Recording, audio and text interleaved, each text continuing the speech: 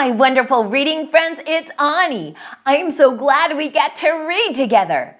Are you ready for a story? In this book, Silent E is sure he could be a superhero. He even has the cape to prove it. But at school, he's so quiet, he just doesn't stand out. Will the other letters even notice when he's absent from school one day? Let's find out as we read The Mighty Silent E. If you have a copy, go get it so you can read along with me. Awnie's house! Like and subscribe to Awnie's house. The Mighty Silent E, written by Kimberlee Gard, illustrated by Sandie Sonke, and published by Familius. Little E knew he was important. After all, he came from a long line of E's. At home, he loved to wear his blue cape and dream of the day he would come to the rescue. He knew he had the power to be a hero. He just needed a chance to prove it. At school, Little E's belief in himself didn't count for much. The other little letters rarely paid him any attention, probably because he didn't have much to say.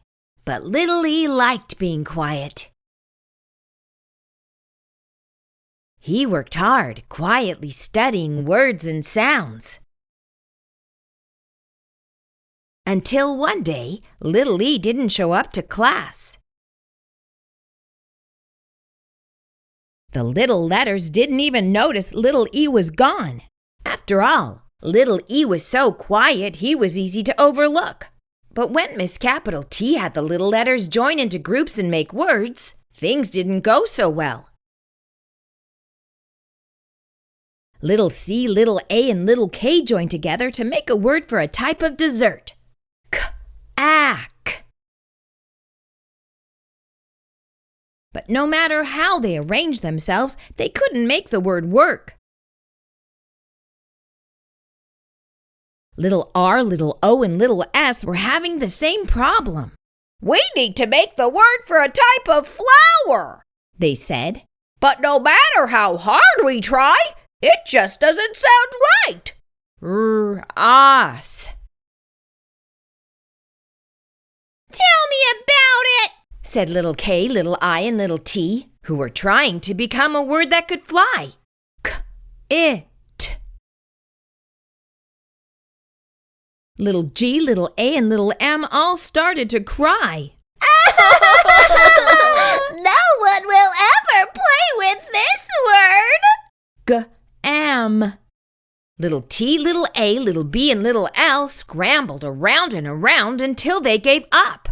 T-a-b-l. Little S, little K, little A, and little T cried out, "It's just not working!" S-k-at.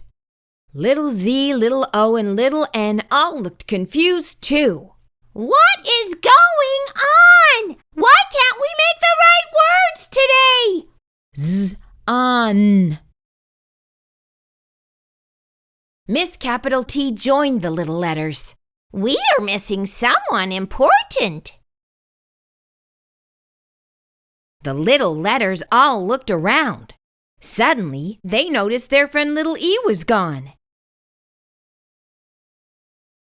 "What will we do?" the little letters asked. "We can't make these words without him."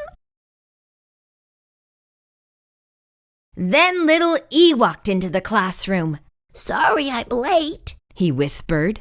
"I had a sore throat, so my mom took me to see the throat doctor."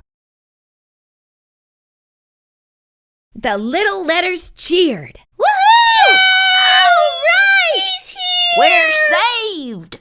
Little E, you're here at last! We've tried, but we can't make these words without you!